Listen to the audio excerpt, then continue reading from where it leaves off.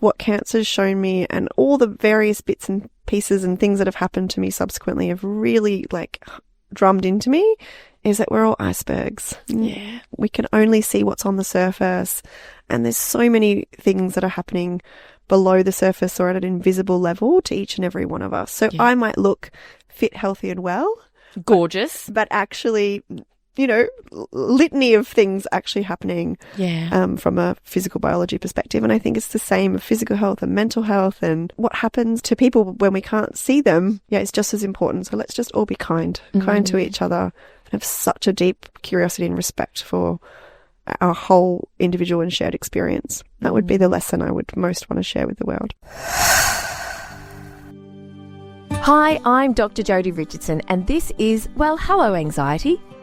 In a world that often moves too fast, we're here to pause, breathe, and understand anxiety together. Each episode will explore practical strategies, share honest conversations, and uncover the science behind anxiety and well-being, all while creating a space where it's okay to not be okay. Let's continue this journey together. I am live in the studio with my incredible guest today, who I work with. She's also a beautiful, beautiful friend, and we've been wanting to do this episode for quite some time, and here we are together. So a huge and very warm welcome, first of all, to the wonderful Kathy Rhodes. Thank you, Jodi. It is such a pleasure to be here. And as you say, we've wanted to do this for a long time, and here we are. Lucky us. Here we are. And there is a lot to talk about. And I'm super grateful to you, because what we're talking about today isn't necessarily easy to talk about. We're going to be talking about some of your cancer journey and scanxiety, which is not an official medical term, but people who have been on a journey like yours, and other people who have just simply been waiting for test results or anticipating that they're a regular part of life, that it's a really difficult thing to cope with. And so I appreciate you opening up and sharing with everyone. I know your journey, but sharing with everyone some of what you've been through. Yeah, it's my pleasure to do so, Jodi. Anything that I can share that helps someone else, one of your listeners, it's an easy yes. It's an easy yes to participate today. Oh, well as being my incredible friend, she's such a champion for women. She is the CEO and founder of The Thought Alchemist. She's Chief Thought Alchemist. She is also a mentor and author, and you've been an ambassador for the Cancer Council, haven't you, as well? Yes. So I used to work for them. That's right. So I was a paid employee back in the day in 2003 and 4, I think it was. Yes. Maybe it was a little bit later, but yes, definitely was a paid employee, and these days an ambassador for the work that they do. Yeah, incredible. As well as a mum and a fur mum, and there's a new baby in your house, but... There is. Her name is Persephone, and she's a 5-month-old rescue kitten. And my son's named her Persephone after the Greek god, which aligns to his special interests. Yes, it does. And you're trying to hands off on the kitten at the moment, aren't you? So she can really bond with your son, aren't you? I know. It's not easy. It's a funny brief, isn't it? Basically, don't love something too much, which comes very naturally for me. Yeah. We also have 2 puppies, and they love me the best, only because I'm the one that's the most gentle and the regular, disher outer of treats and food. So it makes sense that I'm, if you like, the chosen one of the fur babies. The chosen one. But stepping back with Persephone. So, and look, they're very hard things to do. Could you please start by sharing with us kind of how you first discovered that you had a cancer diagnosis, what that journey was like, and a little bit about kind of how you really had to advocate for yourself? Yeah, I think, Jodi, the biggest lesson I've learnt having gone through a cancer diagnosis is self-advocacy and the importance of really listening to your body and standing up for yourself in all environments. Yeah. In terms of my diagnosis, take yourself back to 2020, the year of the global pandemic. I don't want to. None of us do. But that's when I realised something wasn't right with my body. So I had a dull ache, if you like, in my back lower left side. So kind of where you imagine your kidney might be, called flank pain. Yeah. And because it was the pandemic, I couldn't get things like a massage or, go to the gym or do any of the things that you would ordinarily do to stretch it out. And so there was this persistent pain. I took myself to the GP And, you know, at that time, even GP appointments were not only potentially tricky to get, but they were shrouded in a lot of anxious practice and procedures and, you know, wearing your mask and going in and social distancing. So it was a big deal. Yeah. If you remember, to go to the doctor, and you certainly couldn't step foot in that practice if you had COVID or suspected of COVID. And I think, in fairness to the GP, it was a really intense time for everyone. So I'm hopeful that had I been there at a different time, that I wouldn't have been dismissed so easily. But that's what happened. I went in and I presented a few symptoms, and he said, look, things like, for example, your pap smears are up to date, you've got no markers, you don't have family history. So we went through a number of things, and basically told me that I was being a bit silly and to go away. But I kept advocating for myself, and a few weeks after that, when I noticed a colour change in my discharge, it was just a very, very, very slight pink. I thought, no, something's just not right. And I think particularly as a woman, particularly as a mum, you can't ignore those signs and symptoms when it's deep in your belly and you just know something's not quite right. Yeah. So I kept going back. And while I won't share, you know, the step-by-step process of what ultimately happened, I was diagnosed with stage 3 cervical cancer, which means that it had gone into my lymph nodes in my pelvic region. So so that's how the stages, very, very serious. So so the stages. So stage 1 is less severe than stage 4. Yes. Not that severity is a medical term, but stage 1, for example, in most cancers might be very localized. Right. Whereas stage 4, by the time it's reached stage 4, it's moved to other areas within the body. So let's say it started in the cervix, it had traveled to the shoulder. That would normally be considered a stage 4. Okay. Where stage 3 is it's moved, but it's moved in quite close proximity. So it moved from my cervix into my lymph nodes and surrounding areas. That's why it was classified for stage 3. What was the timing between the first pain, the flank pain that you had, and that hopefully reasonably quick visit to the doctor within a week or two, I imagine? Is that... No. I think it was probably... Oh, you just sat on that for a while, did you? I sat on that for a little while. Yeah. So I think by the time I was taken seriously and was investigated properly, it might have been a few months actually. Gosh, and other people would have sat on it too. Most of us have often felt things, noticed things, and just kind of we'll watch and wait, and we're busy. And obviously it was a very, very different time in the world. So luckily you did advocate for yourself and you ultimately got the diagnosis, which must have... Did the doctor give you an opportunity to bring someone with you? Or, I mean, gosh, the minute the doctor says, I think you might need someone with you for the results, you kind of know it's not going to be good news. Or did you just front up kind of curious about what was happening and get given the news about the cancer? So I basically had to ask for someone to actually have a proper look. So no one was wanting to actually inspect my cervix, and they didn't want to do that because I'd had clear, you know, like no HPV. I had clear pap smear results my entire life. Right. I'd also had the cervical cancer vaccine. I was one of the first people based on my age to receive that. So not only was I vaccinated and I had completely clean results and never any indication that this would be something that would happen to me. Yes. It meant that no one really wanted to they didn't need to, right? Based on, you know, procedures and timings, it wasn't what they were, you know, it wasn't part of a normal process. Yeah.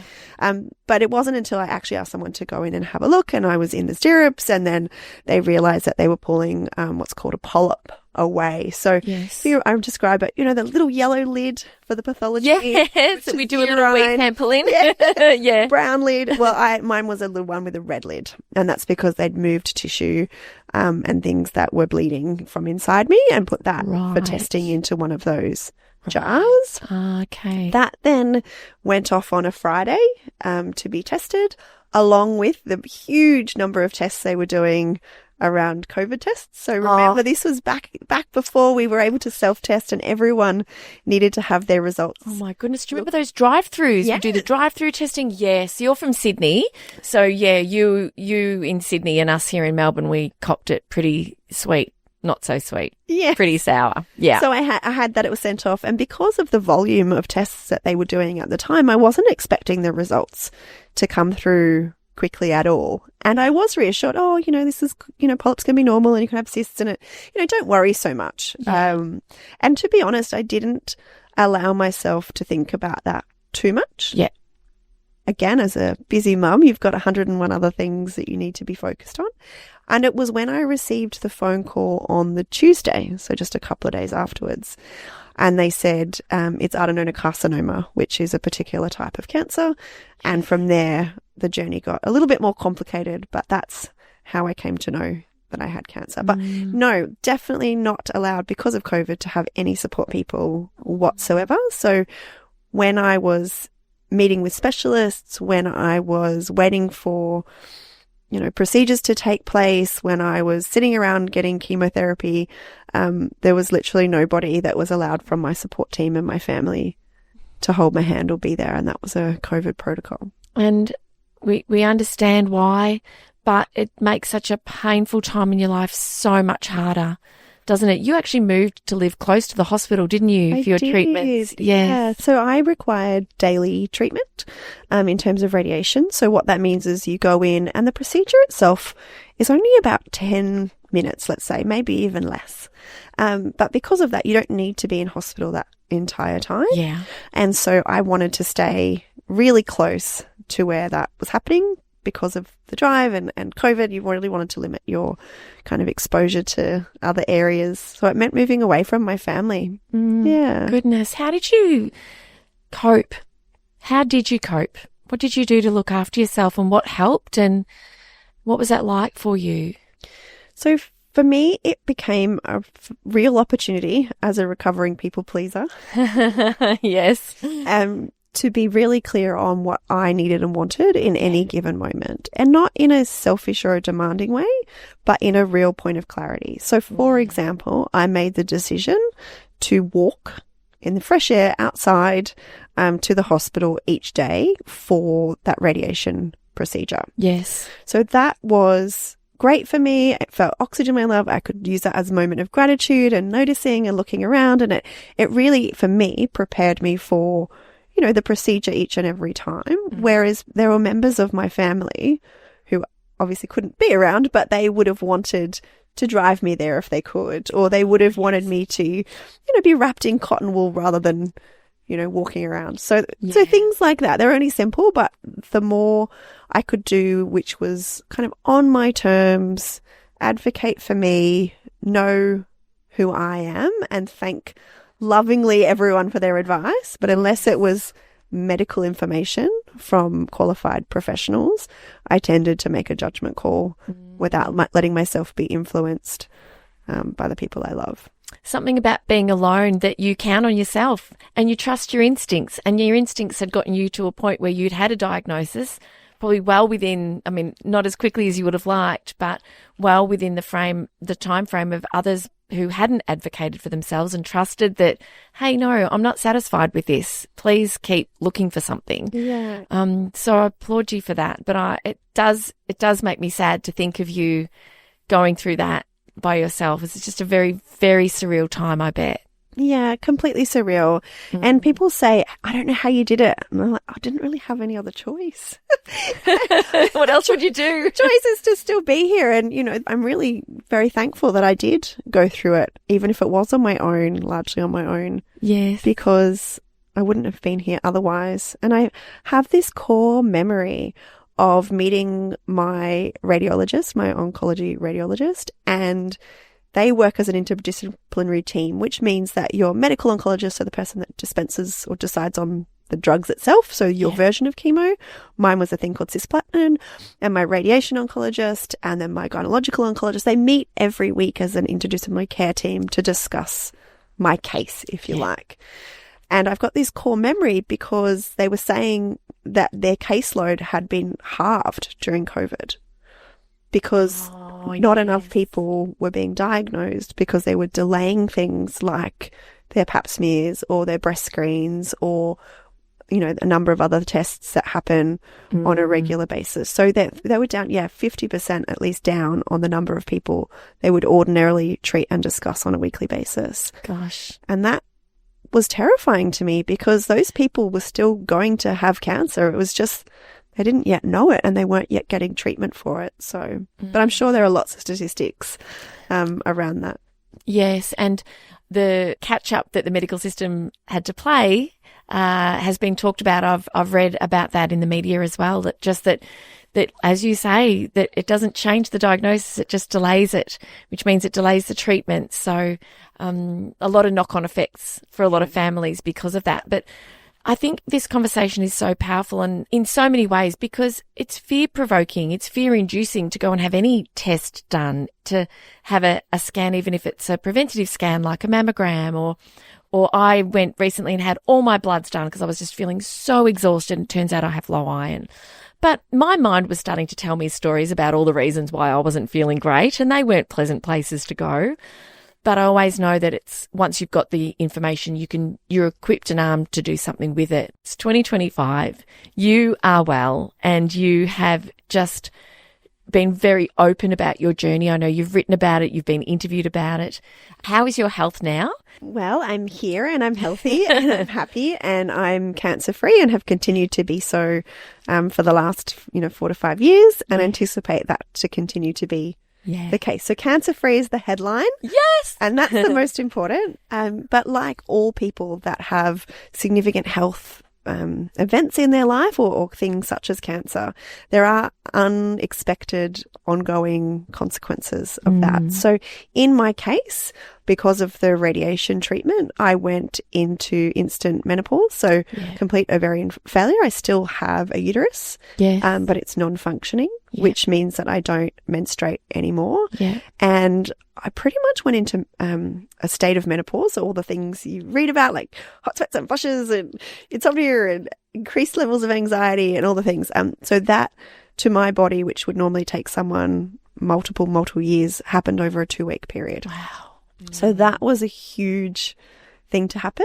And so now, and that was at the age of 37. So very young, and not a lot of people around me in my friendship circle that had been through that or had been in that, menopausal state at the time. So menopause and all the joys that come with that is something I live with, even though I'm in my early 40s. Yes. And I also have severe osteoporosis.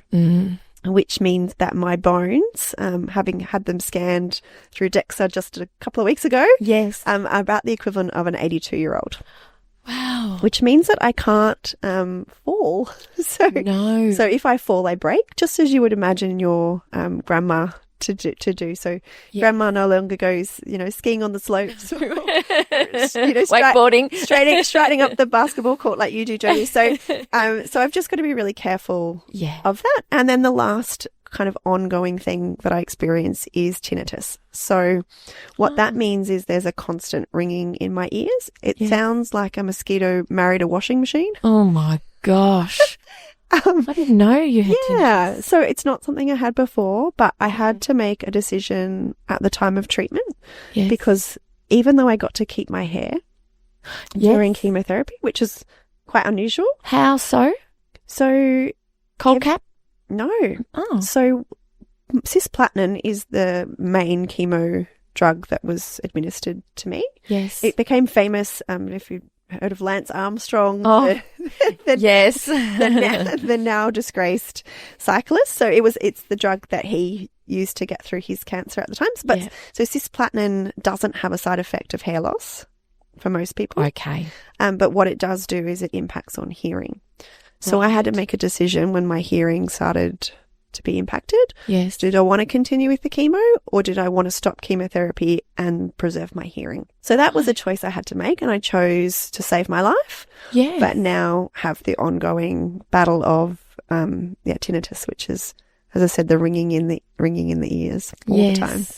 Just as an extra question, how do you cope with the tinnitus? Do you play music regularly? Do you go to sleep with white noise? I do. Yeah. I usually fall asleep listening to the news. Which how do you sleep listening to the news? I know, which surprises so many people because it's obviously not positive information. But what I love about the news is that it doesn't take long for the news cycle to repeat on itself. Yes. So it does end up being essentially something which allows me to go, I've heard that, I can go to sleep. But I do not enjoy anything where the sound is completely withdrawn. So I've tried, for example, those flotation tanks where it's a complete, sensory deprivation experience. I've tried that. I lasted about 90 seconds and I had to stop that treatment because it was deafening for me. The Mozzie and the washing machine. Yes. Your ever constant companions. Yeah. But it is, I've learnt over the years, 4 or 5 years into it now, I've learnt to deal with it. I miss my life that was, didn't have tinnitus in it. I miss my old hearing, if you like. Yes. I miss my old ears. Yeah. But it also is something I can't change. Yeah. And unfortunately, they don't have a cure for it. No. So when you look, if you were to Google like treatment for tinnitus, it talks a lot about mindfulness and meditation because there is no cure. And they say that, unfortunately, there's a really high rate of people who have tinnitus that end up taking their own life because the noise is just so persistent and loud and causes such great discomfort. So I don't want that to be my future. No. So I've just, the news it is. The news it is. The news it is. The news it is. And in terms of your mental health, because you're an extraordinary woman as a business strategist, as a friend, as a woman behind the woman, and just the way that you connect people and lift people up, and just you're extraordinary. And I'm so thankful that you came into my life many years ago. But I don't get to see you often, obviously, because you're in Sydney. But you do have a really great team around you, and one of those very special team members is your psychologist, and your psychologist specialises in working with cancer patients. Am I correct in saying that? Yeah. Can you tell us about how she supports you and how she supports you with the ongoing kind of testing that inevitably brings up a lot of anxiety every time you're going back to say, well, are we still cancer free? Yeah. So I made the decision right from the outset that having a psychologist in my life was mission critical. I also made the decision that of all the psychologists in the world, and I have such deep respect for the profession, I have lots of beautiful girlfriends who have taken that on as their career journey, but I really wanted for someone who really understood what I was going through, because it wasn't generalized anxiety. It was anxiety attached to health, attached to, guilt and blame. And it's a lot. It's a lot when you go through something which questions your mortality. So again, people can imagine the COVID situation, but it was at the time when you were only allowed 10 people to go to your funeral. And so one of the things I needed to do was to actually write my list and communicate to my broader family and friend network who kind of made the cut. So you can imagine at the time, in particular, right at the start, that having the support of a psychologist to really hold space for all the things and all the feels was so very important. So I felt really lucky that I got a chance to be on her book. Sometimes we know psychologists are hard to get into, and I've only ever met her face to face just the one time because everything, again, COVID meant that it was all telehealth. And what she does do for me is really just help me to hold space for the anxiety that inevitably comes up around any kind of investigative test or procedure. Yes. And she really has taught me lots of things. And then I've also done a bunch of stuff that I know just works for me, which includes, of course, listening to your podcast episodes, like dropping anchor and, all of the wonderful strategies that you teach people. I use a myriad and a combination of all those, which I'm happy to talk about if you'd like. I'd love you to, because it can be so sickening, anxiety, and it can take us to places in our head and in our body that are just so hard to handle. And so, your anxiety is about a very significant event in your life, and your mortality is on the line.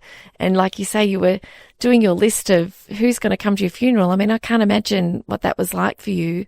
So what are some of the strategies that she shared because it's finding the right fit, isn't it? It's finding what works for you. So if you could share a little bit more about some of the things that you're doing, share a few details, that'd be great. Yeah. So although it wasn't diagnosed at the time, first experienced anxiety as a young child. Yeah.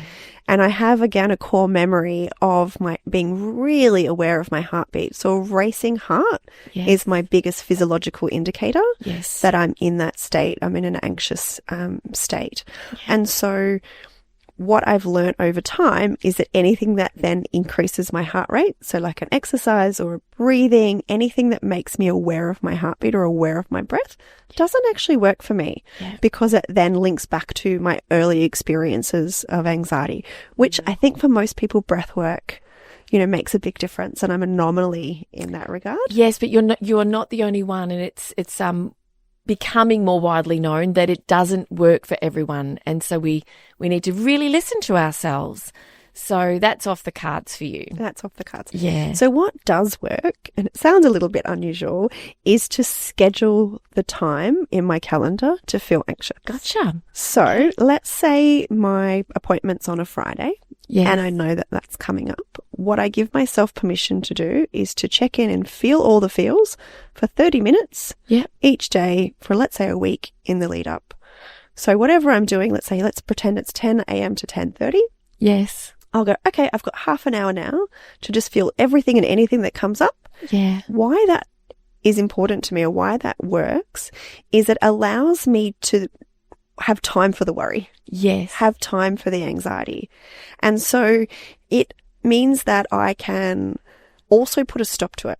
So because I've given myself a time limit, it means that I get a chance, and I'm like, okay, I haven't quite processed that, but I've got tomorrow to do that. And there's just some space in it. But diarising it also acknowledges the importance of it, the importance of not brushing over it, the importance of self-reliance and self-soothing, the importance of, you know, the event itself, which is coming up. So I think the risk for someone like me is to just pretend it's not happening and kind of stop my way through it and kind of fall in a heap afterwards, or let it kind of catch me by surprise. But no, I schedule my time. I schedule anxiety time in my calendar, and I give myself permission to go, okay, you can feel anxious again tomorrow. Moving on and redirect your attention. And what do you usually do when you're letting go of, okay, my 10:30 time's up? What's the next step? Do you make a cup of tea? Do you go and pet the dogs? So it depends on the season. So in winter, it's definitely grabbing a hot beverage. It can be sometimes having a shower. I live thankfully quite close to the beach, so sometimes it can be putting my feet on the sand and wading through the ocean. But I do always allow and give myself permission to feel all the feels. That advice you gave me when I had some unexpected results from a colonoscopy that I've talked a little bit about on the podcast. And I sort of fell in a heap, and the way you spoke to me about the importance of giving yourself time to process and not to just kind of pick yourself up and keep going. And we know that paying attention to what we're feeling and letting our feelings come up without struggling with them, we know in theory that it's helpful, but when things are really difficult, to put it into practice isn't easy. And what you've done for yourself and what you continue to do for yourself is obviously really making a difference for you. Your advice to me, and almost permission, it was almost like I felt like I needed permission to kind of open up that space. You give that to yourself. In our always on hyper, achievement, outcome-driven world, it feels really selfish to need to stop and feel and process and say no to things and no to people. So, for example, every year I have an eclastear infusion, which is to try and counteract the severity of my osteoporosis. Yes. So it doesn't eliminate it, it won't improve it, but it tries to reduce how bad it gets, if you like. Okay, slow the deterioration. Slow the deterioration down. Okay. So I said at the moment I'm 82 on the inside. It stops me from being 92. Okay, that's good. Hopefully for another 10 years or something. Yeah. But I deliberately make a decision to not hold any client meetings or have any, obligations in the hours and the afternoon that follows. Now, I don't necessarily look sick when I leave. I don't, I'm not vomiting. There's nothing that's on the outside that would indicate that I've had something done, right? Just apart from, a couple of bandages on my arm because it goes through intravenously. Yes. But I need that space to just be able to rest afterwards for my brain as much as I do my body. Yeah. We need to do this for ourselves. You're exactly right that nothing stops unless we say so. It can just keep going, and we can busy ourselves and find lots of things to do, so we don't have to pay attention. We don't have to think about it, but giving ourselves, it's such a kindness to ourselves. It's such compassion for yourself. One of my other big strategies for all sorts of anxiety in my life, particularly around where I've had call it a negative experience, is what I call a do-over. I love yes. a do-over. I think you've spoken about this before. So let's say I've had a really heightened anxious experience at a cafe, let's say. Instead of thinking forevermore that cafe is a bad place for me to be, then I will deliberately return to that location to have a new memory, and I call it my do-over. Yeah. So that became really important as it relates to scanxiety, because there are a lot of sights and smells and visual reminders when you walk into places, in my case like Royal North Shore Hospital, that will remind me, even 5 years later, of the thoughts and feelings and pain that I was in back then. So having a chance and deliberately making space to go back and sit in, you know, those waiting rooms and grab a coffee from that cafe and just be in that space is actually something that I've needed to do. So I've got new memories to kind of neutralize the otherwise anxiety producing environment. So that applies to all areas of my life, but was particularly appropriate during that time. Yes. It teaches your brain and your body and your nervous system to have a different reflection in that space with all of those sensory triggers. It's a very, very powerful thing to do. And then, like you say, you can almost sort of move on. You don't necessarily need to go back and I can, and I won't raise it now because there's other things I want to, but I can think of a particular do-over that we discussed when you introduced me to this idea, and it's very powerful. It's a very powerful thing to do. You sort of change the narrative on it, don't you? I do. Yeah. Yes. Yeah, and sometimes it's scary to do it, but I do find for me this is an important way for me to heal and move on. Yes. Yeah.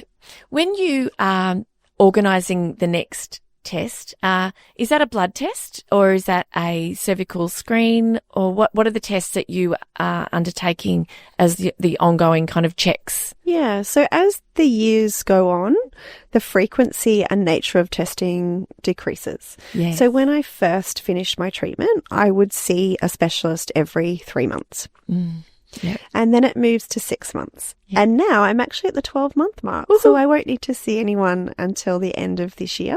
Awesome. So I've got pretty much a wide window before I do. And when I do, there are kind of a couple of things that I'll need to do. So one will be the cervical examinations or physical examination, which includes a pap test, or they're not called pap smears anymore. They're called something else. And then I'll also need something which is called a PET scan. Right.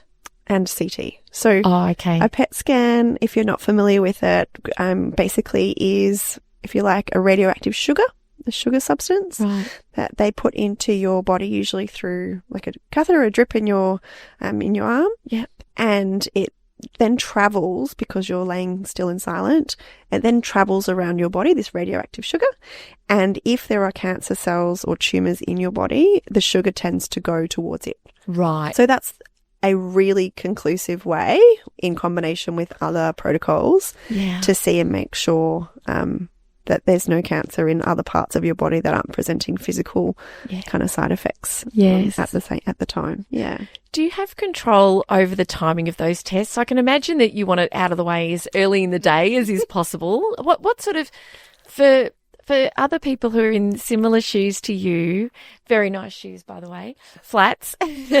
Flats, because I break these days. I had to get rid of my stilettos. I miss my stilettos.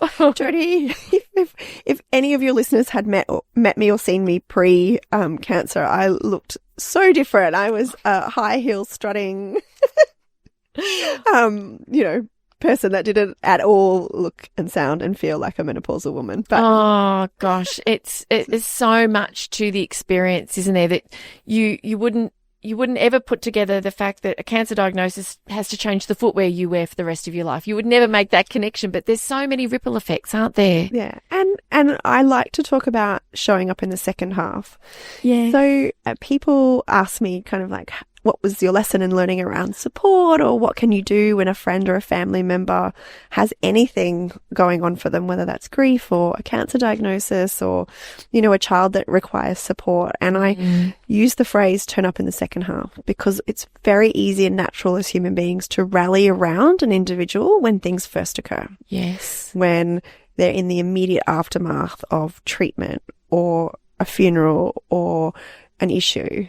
And it's harder to, because we're all so busy, it's harder to remain a support person for someone as the weeks and months go by. So it's very irregular these days for someone to ask me how I'm doing. Yeah. But I'm still suffering, if you like. I'm still, you know, it's life beyond cancer isn't easy either. So it's, I think showing up when everyone else has disappeared is the most beautiful gift you can ever give a friend or family or loved one if they've experienced something major. Are you okay? Are you happy to be asked how you are? I guess I imagine people sort of feel, oh, do I ask? Do I say something? I'm not sure. Am I giving them a reminder of something they're not thinking about so much anymore? And so your experience is it's really lovely and very special for people to remember and to check in. Yeah, I think so. And Jodi, of all the people, I think that you are golden standard when it comes to checking in with others, and what you do, whether it's deliberate and on purpose or just a beautiful natural skill of yours, is to say, I'm thinking about this. I'd love to ask you, is now a good time? Are you open to this? Have you got space in your world, your brain, like physically and literally and all the things, to actually have this conversation. And I feel so psychologically safe with you to either proceed with that conversation or to say, as I have done to you in the past, no thanks. No thanks. Now's not a good time. But I'm never left wondering if you're thinking about me. I'm never left wondering if you care. So my advice around should you ask, should you not ask, is ask permission before you inject advice or information, right? Check for appropriateness of timing. But once you've checked, you can then, checking is important. Yeah, and it's so easy with our phones the way it is, because it doesn't have to be intrusive, and it can literally be a very easy way for you to be able to make a decision from your end in the time that's right for you to say, yes, let's chat, or no, all good, or no, don't want to talk about it. And so that's technology for good. There's lots of good. And it doesn't take much. But speaking of support, when part of your treatment was brachytherapy, can you tell us what that was and how your friends, you weren't allowed to have anybody come and visit you, so they found a clever way to support you, didn't they? Yes, they did. So brachytherapy only happens for a couple of types of cancers. So cervical is one, and I think prostate cancer is another. And what they do is they apply high doses of radiation directly to tumours and on the cancer site. So for me, that meant being admitted to hospital for 3 days, having a nil by mouth, having all my bowels cleared, and a metal instrument, which I could only describe in terms of its presence, if you like, or its the space that it takes up is kind of like a really cool Stanley Cup.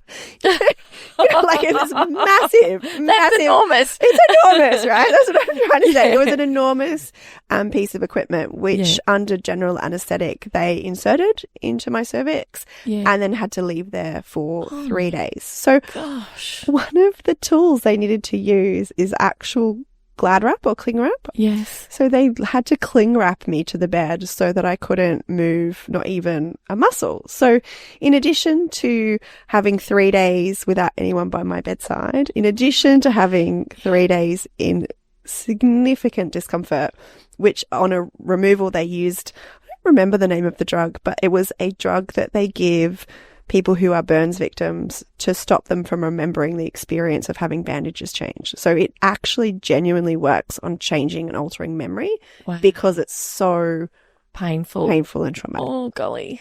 So I was lying there in bed literally for 3 days, strapped down with glad wrap. Oh, my gosh.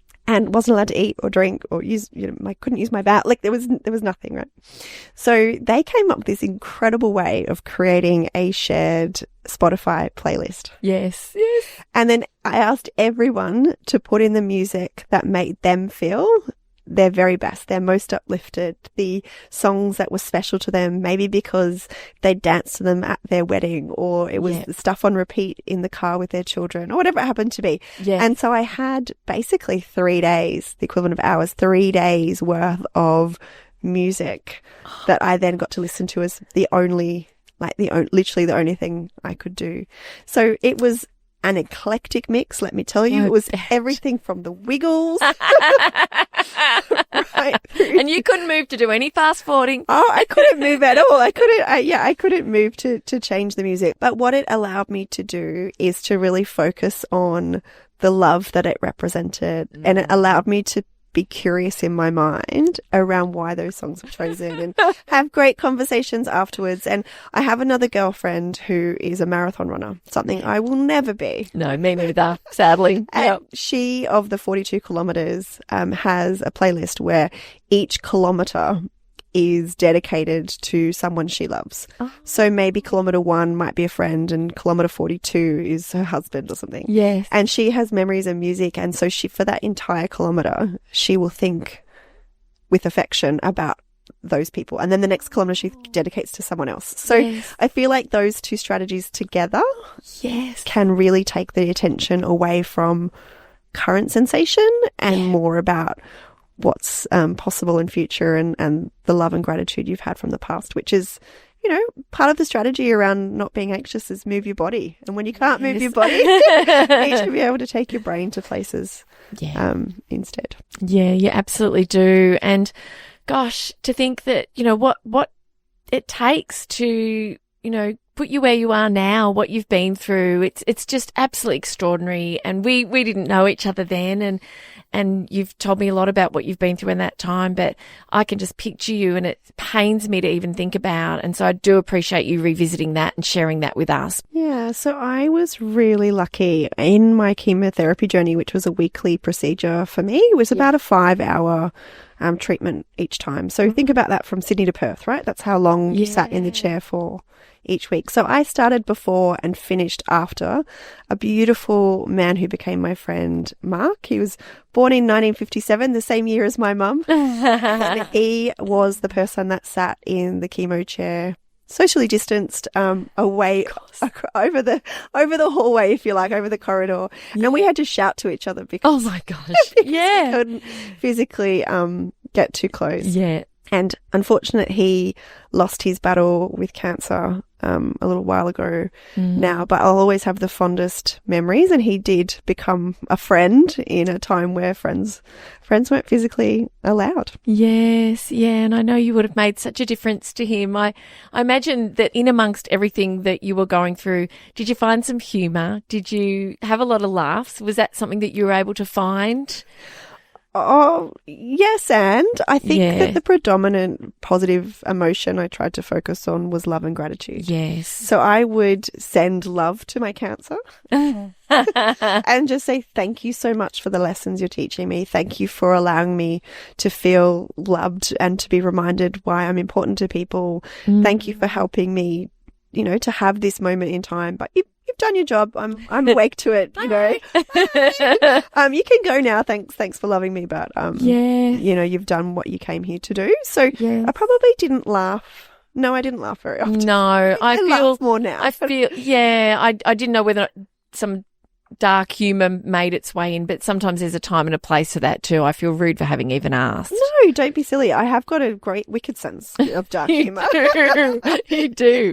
But not you need a bit of space for that to sort of come to the surface. Not in the actual, moments. I don't think I was as amused. Yeah, no.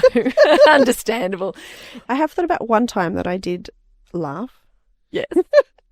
And that was that I was returning in the lift, having just had a meal to the hotel that I was staying in, or the accommodation I had during the treatment. Yes. And because, again, it being the cervix and the pelvis, it means that my bladder and my bowel have forever been changed, and I haven't really tapped on that. So, for example, another weird thing that I can't do anymore is eat chili because it causes all sorts of problems, not on the way in, but on the way out. Just leave it there. But it was the first time that I realised that my pelvic floor had been damaged, and I couldn't get back to the room fast enough. And so it wasn't a trickle, it was a whole stream. No. I basically wet my pants. No. I was a grown woman. In the middle of the middle of the day, with urine everywhere, and I just thought the only thing I can do at this point is laugh. Yes. Oh my gosh. So yeah, funny things. Yeah, in hindsight, more so than at the time. Do you have the toilet app on your phone now? Do you know there's such a thing? Where is I didn't know. Where is but the I'm nearest toilet? I'm always aware of where the nearest bathroom is, and I always have to plan for that. And Yes. Oh, look, we're just about out of time. Is there something that I haven't asked you, or something you would like to share just before we finish up? I think probably the perspective on my fellow humans walking this planet that's really worth sharing is the metaphor of an iceberg. And I think what cancer's shown me, and all the various bits and pieces and things that have happened to me subsequently have really drummed into me, is that we're all icebergs. Yeah. We can only see what's on the surface, and there's so many things that are happening below the surface or at an invisible level to each and every one of us. So I might look fit, healthy and well. Gorgeous. But actually, litany of things actually happening from a physical biology perspective. And I think it's the same of physical health and mental health, and what happens to people when we can't see them. Yeah, it's just as important. So let's just all be kind to each other, and have such a deep curiosity and respect for our whole individual and shared experience. That would be the lesson I would most want to share with the world. Oh, thank you. Thank you. Thank you for being you. Thank you for being my friend. Thank you for being a guest. Oh, my pleasure. It's just been joyful despite the fact that it's a really tough conversation. Stories like these, people need to hear. Your anxiety journey, which is ongoing, what helps, what you've been through, and how we can show up for other people in our lives, even if we're not the ones who are struggling, and be kind always. Just beautiful. So thanks again. My pleasure, Jodi. Thanks for having me on. Thank you for sharing this time with me on Hello Anxiety. Remember, understanding anxiety is the first step to managing it. Until next time, be gentle with yourself. Take things one moment at a time. Focus on what you can control, and know that you are not alone on this journey. If you found value in today's episode, please share it with someone who might need to hear it too. I'm Dr. Jodi Richardson, and I'll meet you right back here next week.